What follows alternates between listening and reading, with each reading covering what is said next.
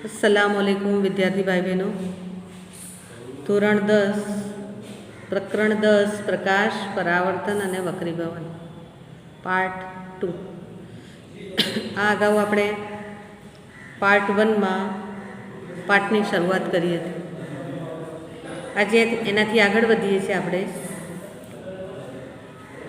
છેલ્લે આપણે વાત કરી ત્યારે સમતલ અરીસો અને સમતલ અરીસાથી મળતા પ્રતિબિંબની લાક્ષણિકતાઓ જોઈ હતી। અરીસા અને લેન્સમાં શું તફાવત છે પહેલાં સમજી લઈએ આપણે। લેન્સ અને અરીસા બે એવા પદાર્થો છે કે જેના વડે વસ્તુનું પ્રતિબિંબ મેળવી શકાય છે। લેન્સ બે પ્રકારના હોય છે, એક બહિર્ગોળ લેન્સ અને બીજો છે અંતર્ગોળ લેન્સ।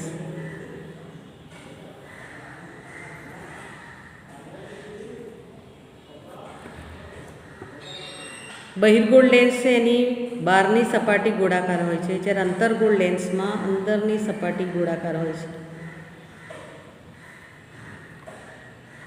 જ્યારે અરીસો કે જેની એક સપાટી ચકચકિત,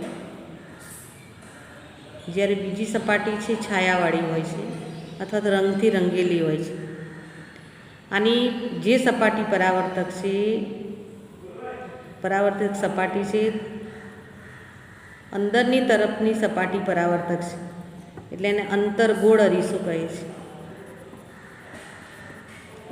આ અરીસો છે, જ્યારે આ લેન્સ છે જેની બહારની સપાટી પરાવર્તક હોય,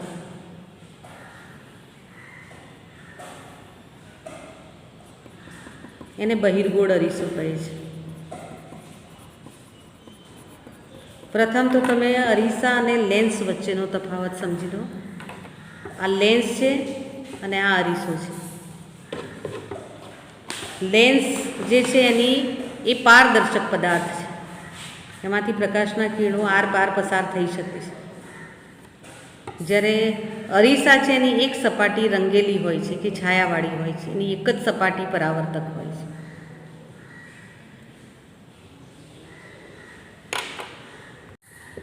અહીં મારી પાસે અંતર્ગોળ લેન્સ છે, આ જે તમે જોઈ શકો છો એની બંને સપાટી છે પારદર્શક છે। આ અંતર્ગોળ અરીસો છે એની બહારની સપાટી જાડી છે, જ્યારે અંદરની જે સપાટી છે પાતળી છે, એને અંતર્ગોળ લેન્સ કહેવામાં આવે છે। એ રીતે જેમાં બહારની સપાટી ગોળાકાર હોય અને કિનારીએથી વચ્ચેથી જાડો હોય અને કિનારીએથી પાતળો હોય એવા લેન્સને બહિર્ગોળ લેન્સ કહે છે। જ્યારે આ મારી પાસે જે છે એ અંતર્ગોળ લેન્સ જે કિનારીએથી જાડો અને મધ્યમાંથી પાતળો છે।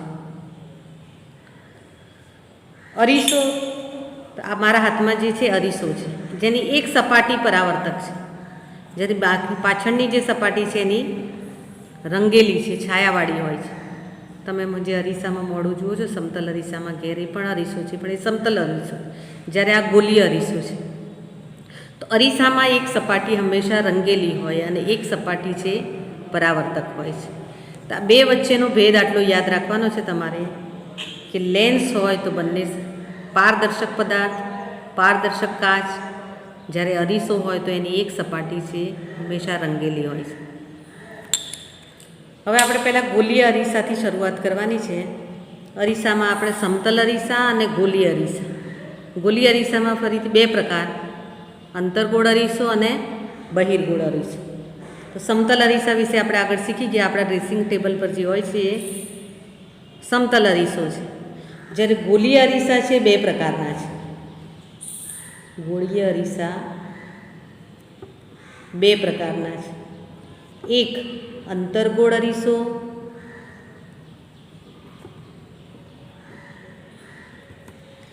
તો જે અરીસાની પરાવર્તક સપાટી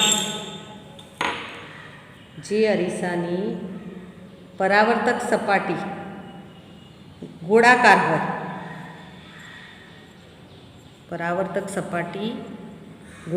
હોય, અને કેન્દ્ર તરફ હોય, જેને આપણે દોરીએ ત્યારે આ રીતે દોરીએ છીએ।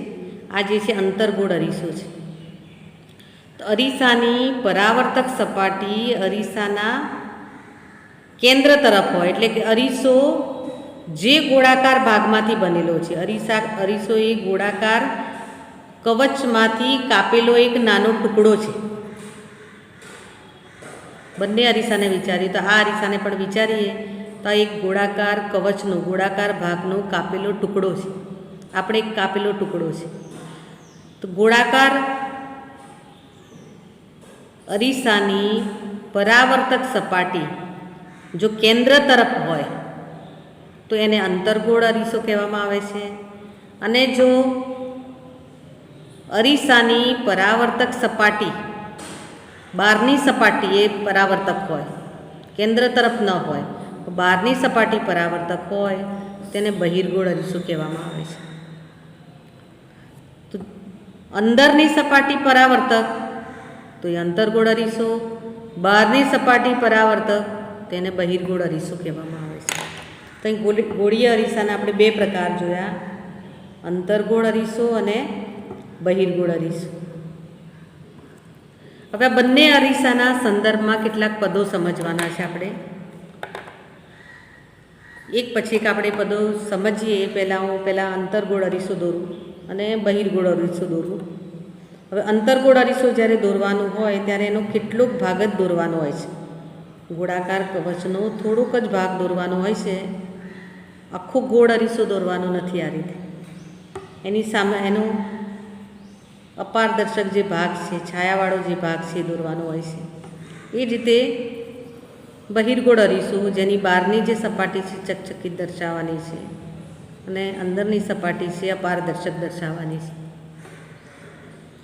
અંદરની સપાટી છે ચકચકિતા. આંતરગોળ અરીસો છે. હવે એના સંદર્ભમાં, બંનેના સંદર્ભમાં એની સાથે સંકળાયેલા જુદા જુદા પદો સમજવાના છે. સૌથી પહેલાં છે ધ્રુવ, જેને પીથી દર્શાવાય છે. હવે ધ્રુવ પી એ શું છે? તો ધ્રુવ પી એ અરીસાની પરાવર્તક સપાટીના કેન્દ્રને ધ્રુવ કહે છે. અરીસાની પરાવર્તક સપાટીના કેન્દ્રને ધ્રુવ કહે છે. તો અહીં અંતર્ગોળ અરીસાની આ સપાટીનું કેન્દ્ર લઈએ તો આને પીથી દર્શાવાય, જ્યારે બહિર્ગોળ અરીસાની જે સપાટી છે એના કેન્દ્રને પણ ધ્રુવ પીથી દર્શાવાય. બંનેની અંદર ધ્રુવ પી છે એક જ રીતે સમજી શકાય એવા છે, એમાં કોઈ ફેરફાર નથી.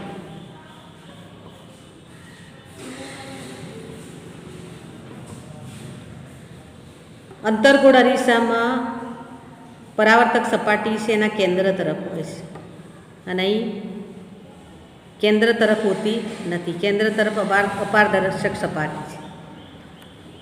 બીજું છે દર્પણમુખ. દર્પણમુખ એટલે શું? અંતર્ગોળ કે બહિર્ગોળ અરીસા, કોઈપણ અરીસાની પરાવર્તક સપાટીને, જેટલી સપાટી આપણે પરાવર્તક લીધી છે એ પરાવર્તક સપાટી છે એને એનું દર્પણમુખ કહેવામાં આવે છે. અને હંમેશા અરીસાનો અભ્યાસ કરવાનો હોય ત્યારે નાના દર્પણમુખવાળો જ અરીસો લેવામાં આવે છે. તમે એક અરીસો દોરો તો આ રીતે પણ દોરી શકો, મોટો અરીસો આ રીતે, પણ એટલો મોટો દોરવાની જરૂર નથી.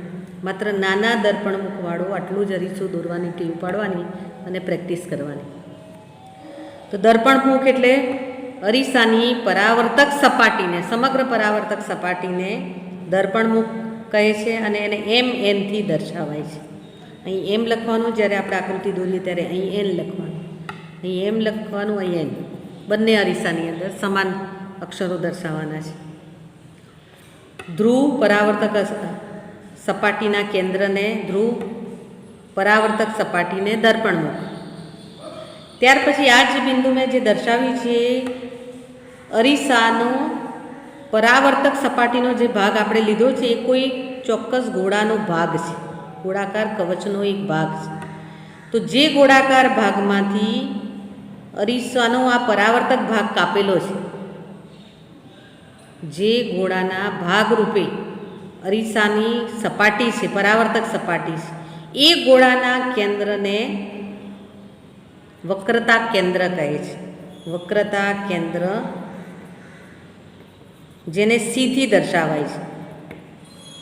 અરીસાની પરાવર્તક સપાટી જે ગોળાના ભાગરૂપે હોય એ ગોળાના કેન્દ્રને વક્રતા કેન્દ્ર કહેવામાં આવે છે. બહિર્ગોળ અરીસાની અંદર જોઈએ તો આને સમગ્ર ગોળો આપણે કલ્પના કરીએ તો આવું હોય ને એના આટલો ભાગ કાપેલો હોય તો એનું જે કેન્દ્ર છે એને વક્રતા કેન્દ્ર સી. અંતરગોળ અરીસામાં વક્રતા કેન્દ્ર આ તરફ છે સામે, જ્યારે આની અંદર પાછળની તરફ છે. બીજું છે વક્રતા ત્રિજ્યા. તો આ જ ગોળાની ત્રિજ્યા અરીસાની પરાવર્તક સપાટી જે ગોળાના ભાગરૂપે છે એ ગોળાની ત્રિજ્યાને વક્રતા ત્રિજ્યા આર કહેવામાં આવે છે. બીજી રીતે કહીએ તો ધ્રુવ પી થી કેન્દ્ર સુધીનું અંતર, પરાવર્તક સપાટી પર રહેલા ધ્રુવ અને પરાવર્તક સપાટી જે ગોળાના ભાગરૂપે હોય એનું કેન્દ્ર સી, બે વચ્ચેનું જે અંતર છે એ અંતરને વક્રતા ત્રિજ્યા આર કહેવામાં આવે છે.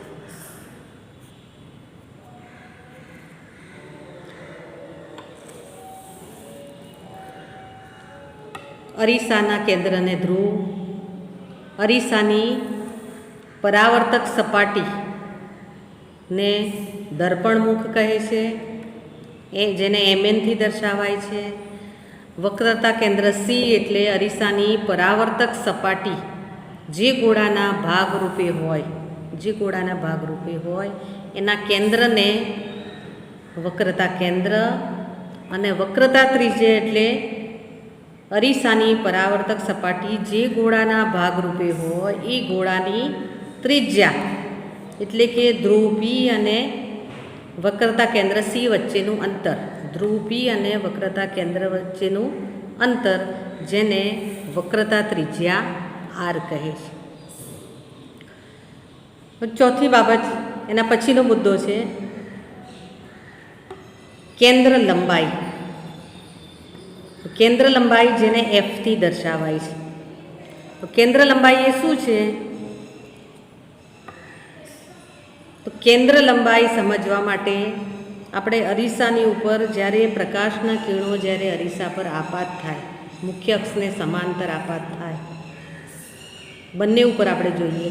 અંતરગોળ અરીસા પર જ્યારે દૂરની વસ્તુમાંથી આવતા પ્રકાશના કિરણો, અંતરગોળ અરીસા પર દૂરની વસ્તુમાંથી આવતા પ્રકાશના કિરણો આપાત થાય ત્યારે તે પરાવર્તક સપાટી ઉપરથી પરાવર્તન પામી અને પાછા ફેંકાય છે. આ કિરણ આ તરફ પાછું ફેંકાયું, આ કિરણ આ તરફ પાછું ફેંકાયું, આ કિરણ છે, આ કિરણ અહીં આપાત થઈ અને ઉપરની તરફ પાછું ફેંકાયું. અને બીજી રીતે આપણે અહીં સમજીએ તો અંતરગોળ અરીસામાં મુખ્ય અક્ષને સમાંતર પ્રકાશનું કિરણ આપાત થઈ અને અહીંથી પાછું ફેંકાય છે. અહીંથી આપાત થાય છે, અહીં અથડાઈ પાછું ફેંકાય અને અહીંથી પસાર થાય છે. બીજું કિરણ અહીં આપાત થાય છે, અહીં આપાત થયા પછી આપાત થવું એટલે અથડાવું અને અહીંથી પાછું ફેંકાય છે. એ જ રીતે આ સપાટી ઉપર આપાત થઈ અને અહીં પાછું ફેંકાશે. એ જ રીતે બીજું કિરણ આપાત થઈ અને આ જ રીતે આ જ બિંદુમાંથી પાછું ફેંકાશે.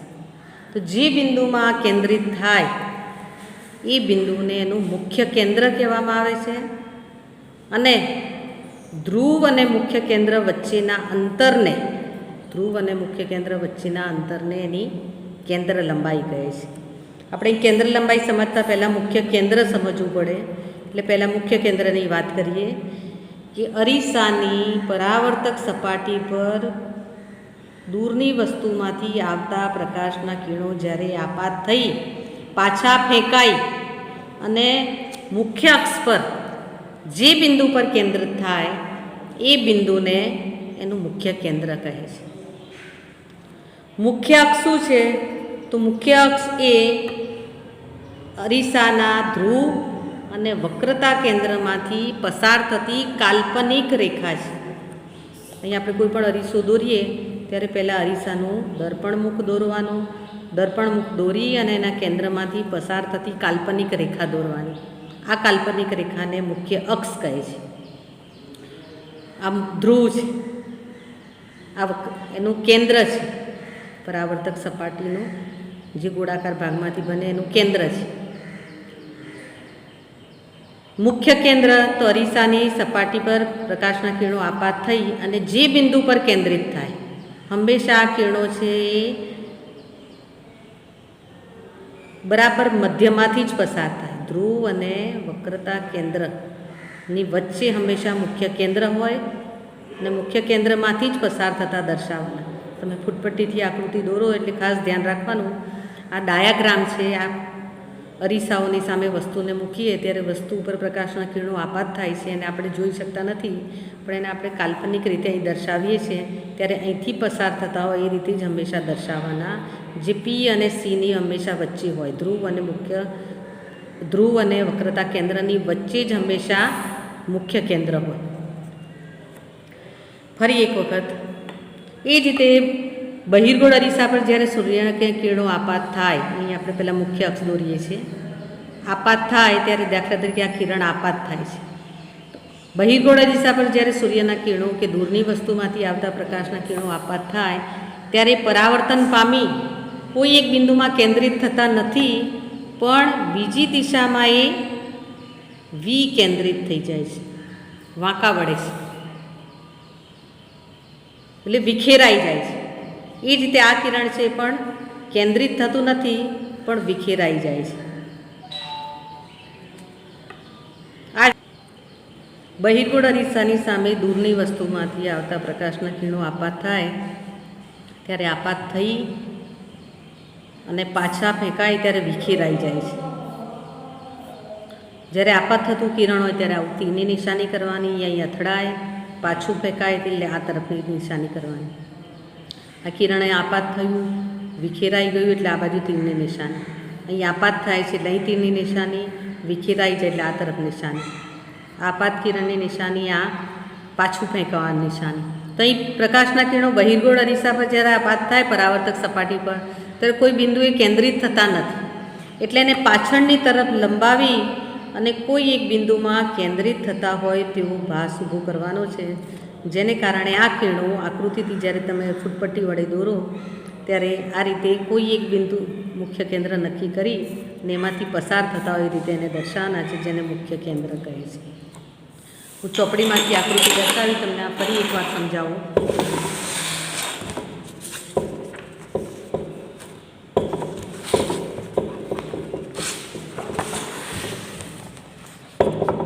આ અંતર્ગોળ અરીસો છે, આ બહિર્ગોળ અરીસો છે. અંતર્ગોળ અરીસાના સંદર્ભમાં પરાવર્તક સપાટીના કેન્દ્રને ધ્રુવ, પરાવર્તક સપાટી જે ગોળાના ભાગ રૂપે છે ગોળાના કેન્દ્રને વક્રતા કેન્દ્ર સી, પરાવર્તક સપાટીને દર્પણમુખ જેને એનથી દર્શાવી છે, અરીસાના ધ્રુવ અને વક્રતા કેન્દ્રમાંથી પસાર થતી કાલ્પનિક રેખાને મુખ્ય અક્ષ, પરાવર્તક સપાટીના દૂર રહેલી કોઈ વસ્તુ કે સૂર્યમાંથી આવતા પ્રકાશના કિરણો જ્યારે અંતર્ગોળ અરીસો કે બહિર્ગોળ અરીસાની પરાવર્તક સપાટી પર આપાત થાય ત્યારે પરાવર્તન પામી કોઈ એક અંતર્ગોળ અરીસો હોય તો કોઈ બિંદુમાં કેન્દ્રિત થાય છે, બહિર્ગોળ અરીસો હોય તો વિખેરાઈ જાય છે, પણ એને પાછળની તરફ લંબાવતા કોઈ એક બિંદુમાં કેન્દ્રિત થતા હોય તેવો ભાસ થાય છે. એ બિંદુને એનું મુખ્ય કેન્દ્ર કહે છે. અરીસાના ધ્રુવ અને મુખ્ય કેન્દ્ર વચ્ચેના અંતરને કેન્દ્ર લંબાઈ એફ કહે છે.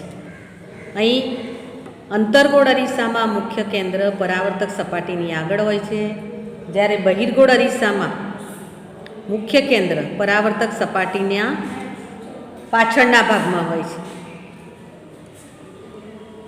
તો અહીં આટલા શબ્દો આપણે યાદ રાખવાના છે. ધ્રુવ પી, વક્રતા કેન્દ્ર સી. અહીં બહિર્ગોળ અરીસામાં એનું વક્રતા કેન્દ્ર અરીસાની પરાવર્તક સપાટીના પાછળના ભાગમાં છે, જ્યારે અહીં આગળ છે. મુખ્ય કેન્દ્ર એફ અંતર્ગોળ અરીસામાં પરાવર્તક સપાટી તરફ જ્યારે બહિર્ગોળ અરીસામાં પરાવર્તક સપાટીના પાછળના ભાગમાં. ધ્રુવ અને મુખ્ય અક્ષ વચ્ચે મુખ્ય કેન્દ્ર વચ્ચેના અંતરને કેન્દ્ર લંબાઈ, ધ્રુવ અને મુખ્ય કેન્દ્ર વચ્ચેના અંતરને કેન્દ્ર લંબાઈ કહે છે. દર્પણમુખ તો પરાવર્તક સપાટીને દર્પણમુખ કહે છે. વક્રતા ત્રિજ્યા તો પરાવર્તક સપાટી જે ગોળાના ભાગરૂપે હોય એ ગોળાની ત્રિજ્યાને વક્રતા ત્રિજ્યા અને ગોળાના કેન્દ્રને વક્રતા કેન્દ્ર. અરીસાના સંદર્ભમાં આટલા શબ્દો તમારે યાદ રાખવાના છે. હવે છેલ્લી બાબત કે વક્રતા ત્રિજ્યા આર અને એફ વચ્ચેનો સંબંધ. વક્રતા ત્રિજ્યા આર અને કેન્દ્ર લંબાઈ એફ વચ્ચે શું સંબંધ છે? તો અહીં આપણે જોયું કે અહીં ધ્રુવ પી અને અહીં વક્રતા કેન્દ્ર સી, અને ધ્રુવ અને સી વક્રતા કેન્દ્ર સી વચ્ચેનું જે અંતર છે એને આર કહેવાય છે, વક્રતા ત્રિજ્યા. તો હંમેશા આપણે જોયું છે, તમે એફ અહીં લખીએ છીએ, બરાબર વચ્ચે લખીએ છીએ, આપણે વચ્ચે આવે છે. અને પ્રયોગો દ્વારા પણ સાબિત થઈ ગયું છે કે વક્રતા મુખ્ય કેન્દ્ર છે પી અને સીની હંમેશા વચ્ચે હોય. તો વક્રતા ત્રિજ્યા છે કેન્દ્ર લંબાઈ કરતાં હંમેશા બમણી હોય છે. વક્રતા ત્રિજ્યા કેન્દ્ર લંબાઈ કરતાં હંમેશા બમણી હોય છે. બંને અરીસા માટે આ લાગુ પડે છે. એ જ રીતે એફ બરાબર આપણે એમ કહી શકીએ કે r/2 વક્રતા ત્રિજ્યાનું અડધું મૂલ્ય દર્શાવે છે. તો આ બે મુદ્દા ખાસ ધ્યાન રાખવાના. વક્રતા ત્રિજ્યા અને કેન્દ્ર લંબાઈ વચ્ચે શું સંબંધ છે? તો વક્રતા ત્રિજ્યા હંમેશા કેન્દ્ર લંબાઈ કરતાં બમણી હોય છે. કેન્દ્ર લંબાઈ વક્રતા ત્રિજ્યાનું અડધું માપ દર્શાવે છે. તો વિદ્યાર્થી ભાઈ બહેનો, આ પાઠમાંથી હવે તમારે આટલા પ્રશ્નો ખાસ યાદ રાખવાના, જે તૈયાર કરવાના છે. અંતર્ગોળ અરીસો અને બહિર્ગોળ અરીસો શું છે? ગોલીય અરીસાના બે પ્રકાર. ગોલીય અરીસાના સંદર્ભમાં ધ્રુવ દર્પણમુખ, વક્રતા કેન્દ્ર, વક્રતા ત્રિજ્યા, કેન્દ્ર લંબાઈ, મુખ્ય અક્ષ અને મુખ્ય કેન્દ્ર. પહેલાં મુખ્ય અક્ષ સમજો, પછી મુખ્ય કેન્દ્ર અને પછી કેન્દ્ર લંબાઈ એના પરથી, અને આર અને એફ વચ્ચે કેટલું અંતર હોય છે સમજવાનું, અને એના પરથી ટૂંકા પ્રશ્નો લખવાના છે. અસ્સલામુ અલૈકુમ.